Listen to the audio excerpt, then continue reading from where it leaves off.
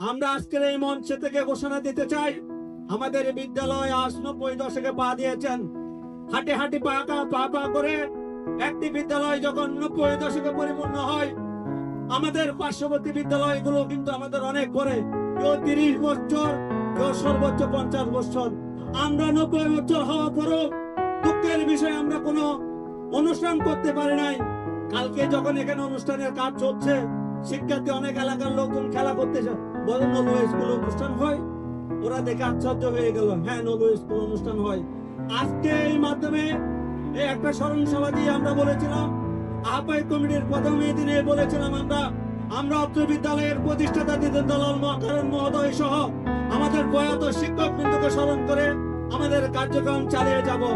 আমরা ঠিক কতটুকু সফল হয়েছে আমি জানি না, কিন্তু আজকের অনুষ্ঠানে আমাদের যতটুকু ভুল ত্রুটি হয়েছে, অনিচ্ছাকৃত হোক, যত ত্রুটি হয়েছে আমাদের জ্ঞাতব্য হোক, আমি সকলের কাছে ক্ষমা প্রার্থী।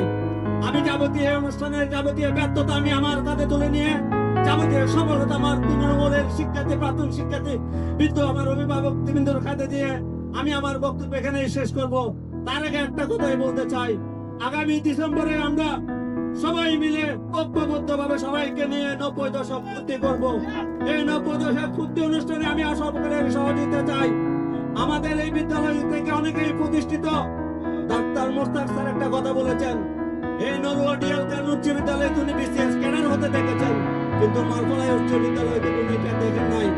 এখন আমার মামা বাহাদুর স্যার আছেন, অন্যান্যরা আছেন, আমরা সবাই মিলে সবাই একত্রবদ্ধভাবে এই 90 দশক পূর্তি করব। এই টাইমটা কখন হবে সেটা আমরা আজকে থেকে সূচনা করব। আশা করি আমরা আগামী ডিসেম্বরের মধ্যে আমাদের সেই 90 দশক পূর্তি অনুষ্ঠানে আমরা সবাইকে